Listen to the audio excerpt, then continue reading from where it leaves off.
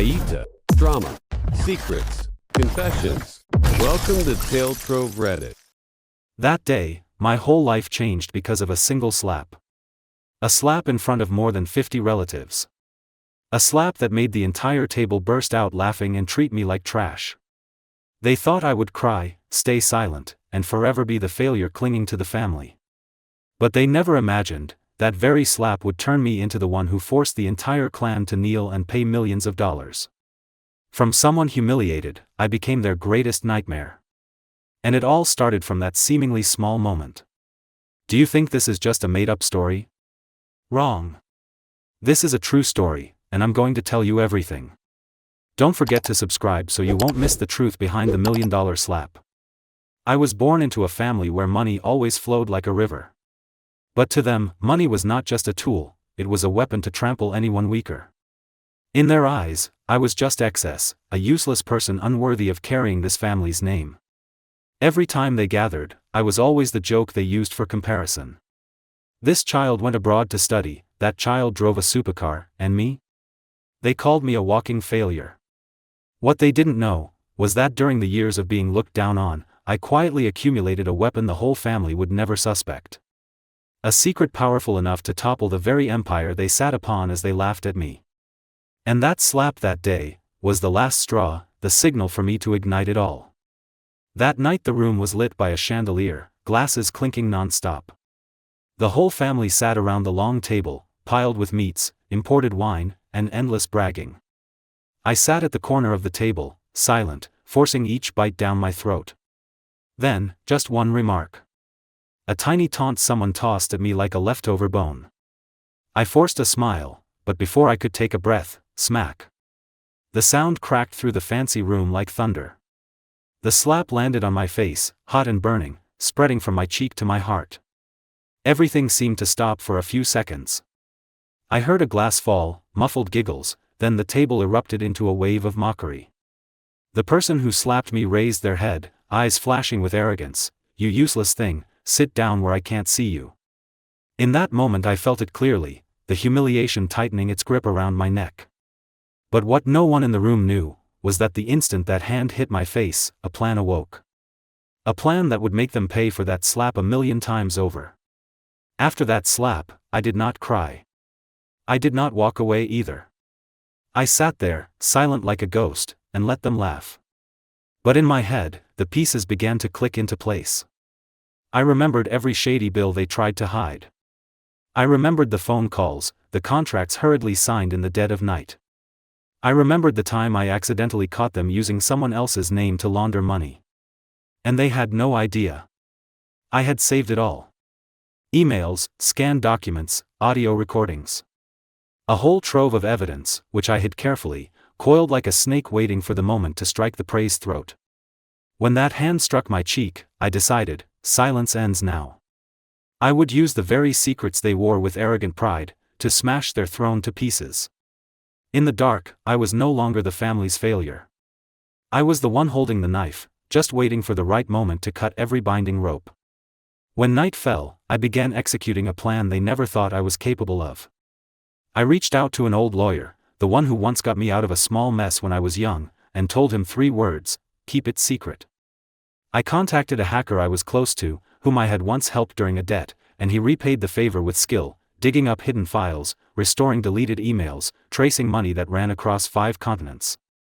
Piece by piece, the evidence was gathered into an encrypted folder, each file like a brick to build the collapse that would befall them. I didn't publish anything hastily. I targeted their most vulnerable point, a major contract they were about to sign with a foreign partner. I sent a discreet copy to that partner with a gentle warning that there are serious legal risks if they proceeded. The partner paused, their lawyers called, and contract figures began to evaporate from the family's balance sheet. I handed the evidence to the tax authorities with an anonymous email that included detailed instructions so they could act quickly. Next, I leaked a revealing audio file to a journalist I knew who was hungry for an explosive story. The article appeared before breakfast the next morning.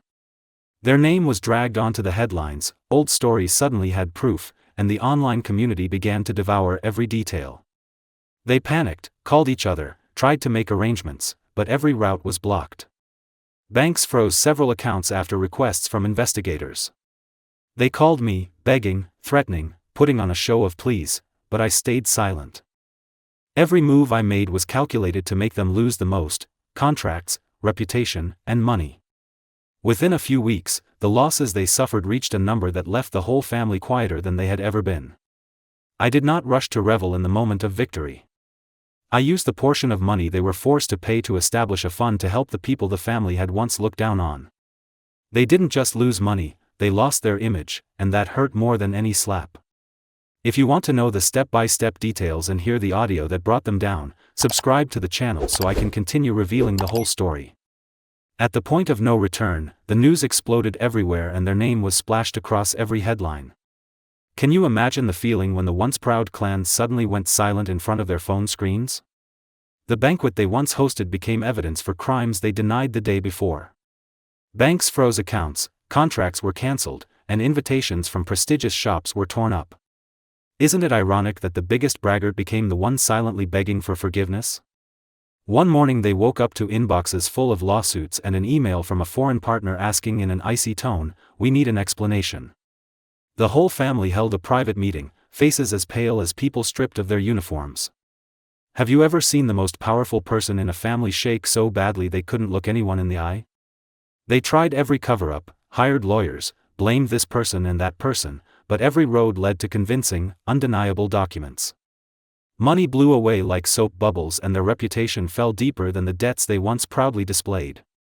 Doesn't it feel satisfying when the person who slapped you now has to pay with what they valued most? I stood outside watching everything crumble, and the feeling wasn't pure victory but liberation. They paid millions, but what made me smile was watching them search for excuses from each other with no one left to trust. Do you think their downfall is a lesson for those who use money to oppress others?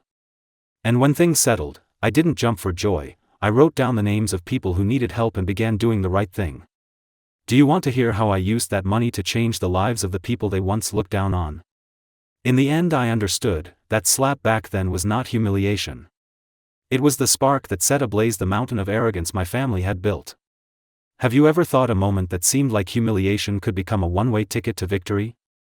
They lost millions of dollars, lost their honor, lost the voice that once made me tremble. But what I gained was greater than money. I gained respect from myself. Do you see how valuable standing up is, compared to bowing your head and enduring? That slap once made my face burn red in front of a crowd.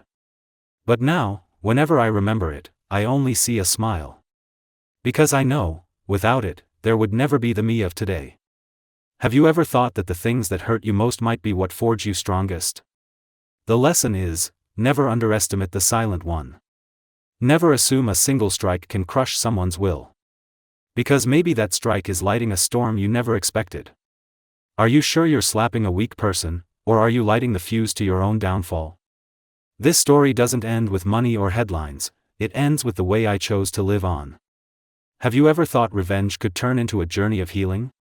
I used the pain as fuel to build something better, not to brag, but to return fairness to those who were belittled. Doesn't it feel chilling that a single slap could open up an entire map to change a life? I learned that true strength isn't making others fall, but lifting up the weak. Do you want to know who the very first person was to receive help from my fund? I'll tell you every detail in the next video, the emails, the calls, and the moments that made it impossible for me to turn back. Do you want me to keep telling this story, and which detail do you think I should reveal first? If you enjoyed this story, hit like, drop a comment to share your thoughts, and subscribe so you don't miss what comes next. Share this video if you know someone who's been looked down on and needs to see that their slap can turn into power.